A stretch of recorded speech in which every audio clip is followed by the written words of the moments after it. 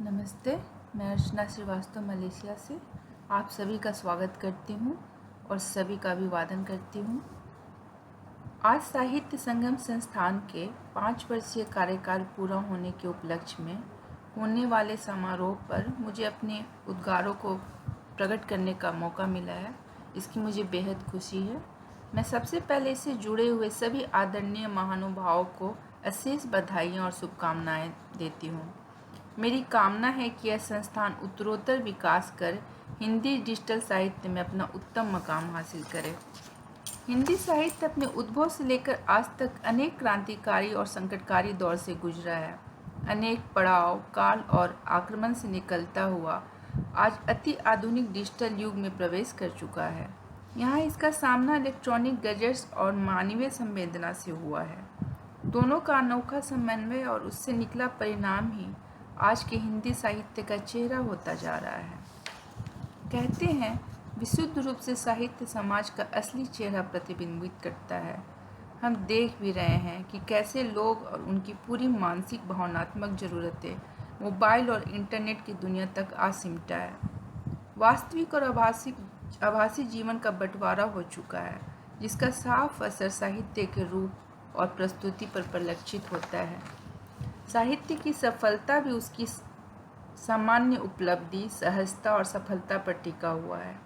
जब तक जनमानस का सीधा जुड़ाव साहित्य के सरल पहुंच से नहीं होता, इसे कुछ लोग तक सीमित रहने को बाध्य रहना पड़ेगा।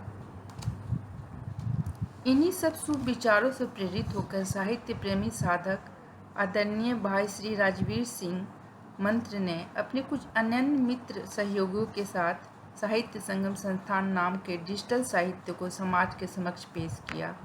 साहित्य का सीधा मतलब यह भी कहा जा सकता है कि मेरी सुनो, अपनी कहो और हम सबकी बात हो। 2016 ईस्वी में तत्कालिक अलंकरण प्रमुख द्वारा व्हाट्सएप ग्रुप बनाकर एक साहित्यिक प्रबुद्धों का एक बड़ा मंच बनाया गया। आगे चलकर यही प्रेरणा इस समूह को वेबसाइट बनाने की दिशा में कारगर साबित हुई।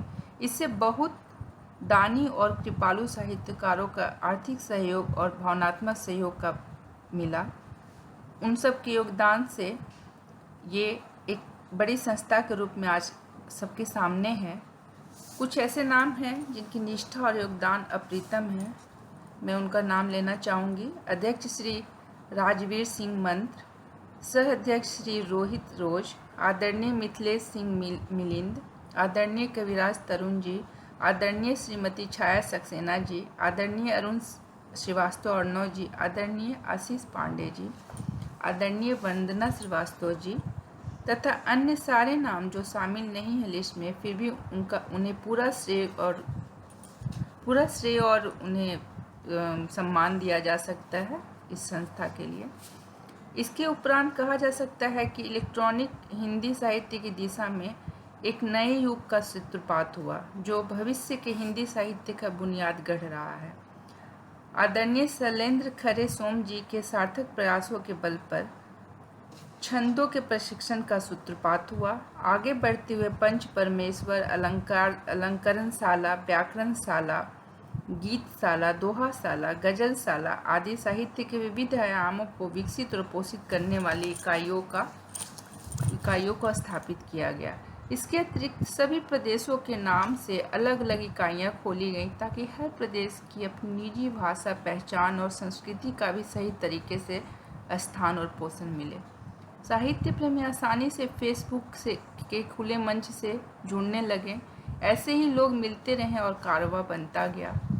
आज 5 साल के इतिहास में साहित्य संगम संस्थान एक साहित्यिक कुंभ के समान हो गया है, जहां हर साहित्य प्रेमी अपनी स्वेच्छा, उत्कंठा और समर्पण से इसके पवित्र प्रांगण में आकर एक बार डुबकी लगाना चाहता है और इस साहित्य की त्रिवेणी से खुद को गौरवान्वित और परिपूर्ण करने की अपनी इच्छा और अभिलाषा को पूरी करता है। धन्यवाद। त्रुटियों के लिए क्षमा।